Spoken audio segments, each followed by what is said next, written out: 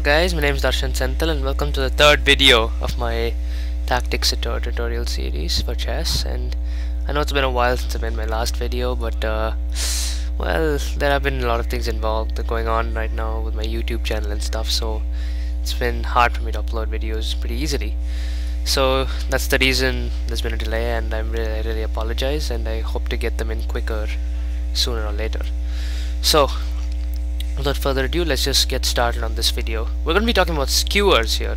Now skewers are very similar to pins, so if I'd recommend you just went and watch the pins video either immediately after or before watching this, so because the two concepts are very similar. They're like contrasting sort of ideas, so it's good to know both. It's good to just learn both of them at the same sort of time, so just keep that in mind. So I'll have that video linked, so you can just click on it and just go and watch that. So now I've just prepared this little problem here for you, so just take a look at it and tell me what would be black's best move here. Just take a second and find out what the best move for black would be. And actually the best move here is bishop to h4 check. Now what this does here is that you're checking the king, but you also at the same time form an X-ray attack on the queen here. Now this is what a skewer is. Now if you remember, pins were a little more passive, where you'd sort of hold a piece down to the king, but then that would sort of cripple him later on. It wouldn't really have much effect now. But as you can see, skewers are more like immediate attacks. They're like check and capture, check, capture, keep moving on. It's like quick attacks. So that's why skewers, forks, and all that stuff is gonna be pretty quick like this. So here's where you get to the more action part, the action part of chess, where you go capture, capture, check, check. That's where this sort of starts that. So now the queen is sort of hit by this X-ray attack here, and this contrasts with the pin, because in the pin you sort of switched it around. So you use the fact that this piece cannot move to your advantage, but here you're using the fact that the more valuable piece here in this case has to move. You're using the fact that it has to move to your advantage by capturing the piece behind it. Now so let's say the king, this is his only square, and you would munch on that, and you've got a queen for free. Now this is how skewers work, and just like pins, skewers can only be done by the long range operators, which are the bishops, queens, and rooks. Pawns and knights cannot perform skewers because their attacks do not like operate over long files and ranks. So let's just get into some problems here, so I can show you some examples of where you can use skewers to your advantage. Okay, so in this position you may notice that there is no evidence skewer that I presented to you up here, and yeah, that's nothing that should surprise you too much, because that's the nature of chess. Nothing presents itself to you just like that. You gotta go and actually do something to make it happen. That's also real life actually. You will not get it all the time. You got to actually take action and make things work and make it happen. Yep, I think I've used that word too much. Anyways, just some philosophy stuff for you to think about while you're doing this. So just take a look at this position here and find what black's best move would be. It was white's best move, beg your pardon, you're playing white. Just if you have to pause the video, please do so, and just find the move here. It's a pretty straightforward move that'll give you a skewer sooner or later. So the move here is actually rook takes e5 check. Don't get thrown off by that move there. That's not from this. So now black from here has a couple of options. He can capture the rook with his king, he can capture the rook with his queen, or he can move his king up to d4 or to d6. Now all of these, now from here, let's just go through all these variations real quick here. Let's say he captures with the king first up. Now what do you notice if he captures with the king? His queen is right behind the king, and what do you know what happens when the king's right behind the queen. King's right in front of the queen. Skewer time! And boom! You've got it right there. Now this also shows that, this also brings up one more thing I want to talk about. Skewers work best on long files, long open files. They work best when the board is empty and all these files and ranks here are open wide. Now you see this thing here is open, this diagonal here is open, and all these pawns are kind of just scattered here. So this is pretty much open, and even this is also pretty much open. So this is an ideal position for skewers to arise. And another big factor here is the black king is in the center, and that makes him particularly easy to sort of skewer to his pieces, because he is pretty far away from them and he's in an easy spot for white's good bishop here to sort of check him out, just check him.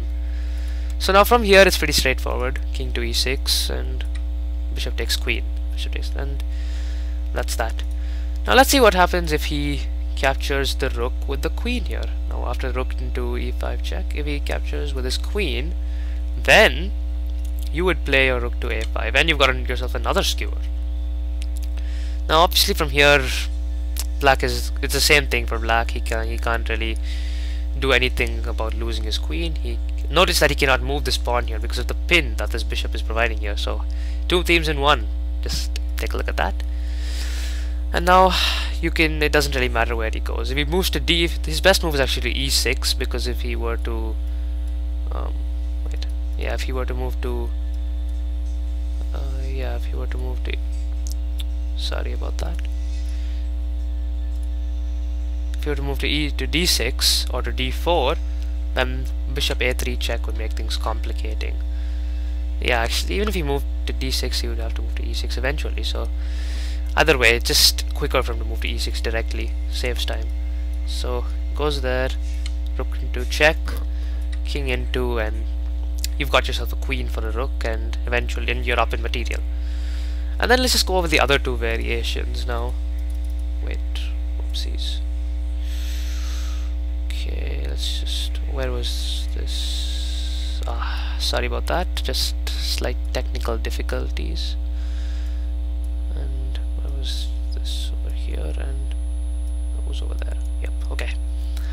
So yeah, now just take that, and yep. So what happens if he moved his king to d6 first up? Now if he does that, then bishop to a3 check. Now notice he can't really go anywhere else. The rook cuts off these two lines pretty well. That's the good part about having a rook in the center. It cuts off so many squares. It's sort of limiting his movement. And these three pawns here, these three pawns here don't let him move back. So he's blocked in by his own pawns. Now he has to take the rook. He has no other option. And then it's the same thing as the first variation, bishop to b2 check, and you got the queen. Now let's see what happens in the final variation, which would be if he were to move down to d4. If you were to move down to d4, then you would play your bishop to b2 check as usual. And this, actually that's checkmate. Yeah, bishop to b2 is checkmate if he moves here, because notice that these two lines are again covered beautifully by the rook, and this pawn here is, this square here is, these two squares are covered by the bishop and these two pawns here. So this just shows you the power of having a rook here, and the power of how of skewers and bishops on open lines. So I hope you found that interesting, and let's move on to the next problem. Okay, so in this last position you will notice that it's a pretty tricky situation, because although white has a pawn that he can queen right away, it's being blocked by this rook. But this rook is the only thing that's defending the pawn from black's rook over here. So it's a kind of drawing position, but again white can turn the tables on black here in an instant. So there's just one really good move here. This is actually a pretty famous position, I believe, but I don't exactly remember where it's from or what it's famous for. I just saw it while I was playing, when I was going over some stuff a couple of years ago. So if you do find out, please just comment below and let me know. I'm always pleased to hear some sort of, I'll be pleased to know where it's from. Just please let me know if you find it. So in this position, just find white's best move. It's a radical move, it's a risky move, but just find it and you can really turn the tables over here on black.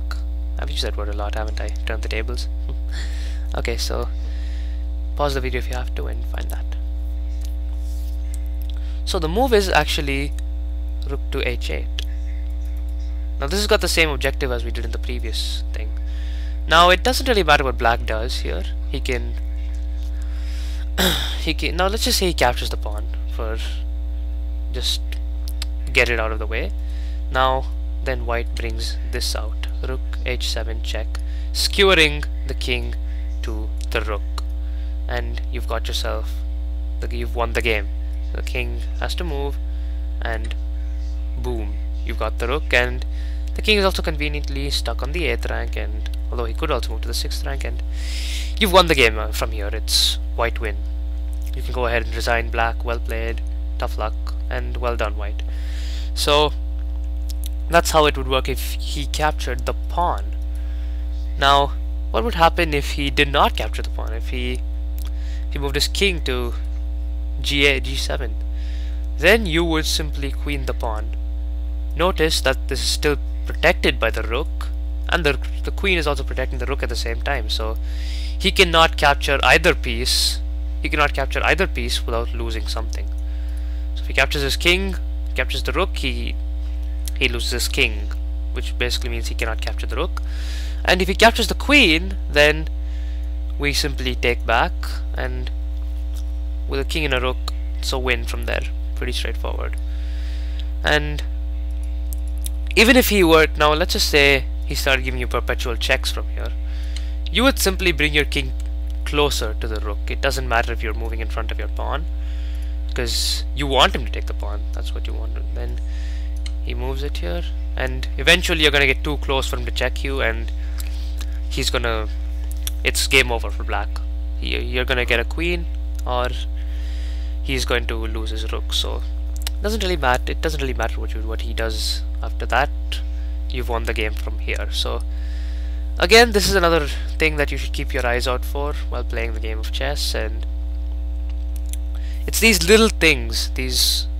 I know this video is about skewers, but I think we've seen more of these like little sparks of brilliance and these sort of radical ideas that really change the course of the game. Now let's just go back to the initial position. This looks like a drawing position really, because even if white tried to do the practical thing and get his king closer, all black would have to do is keep giving perpetual checks, and eventually the white king would not be able to get and would not be able to stay close to the pawn. He would eventually be forced to move away from the pawn, and white's rook could just simply roam the c-file. This black rook would be pinned to the c8 square. Eventually the black king could move over here and grab that up, and this would be a draw from here, if not black win. So this shows how you can twist the game at the last minute if you just hold your nerve and sort of get over the line. So thank you for watching again. Thanks for bearing with the delay. I know it's kind of complicating, and I hope you've enjoyed watching this video as much as I've enjoyed making it. So see you next time.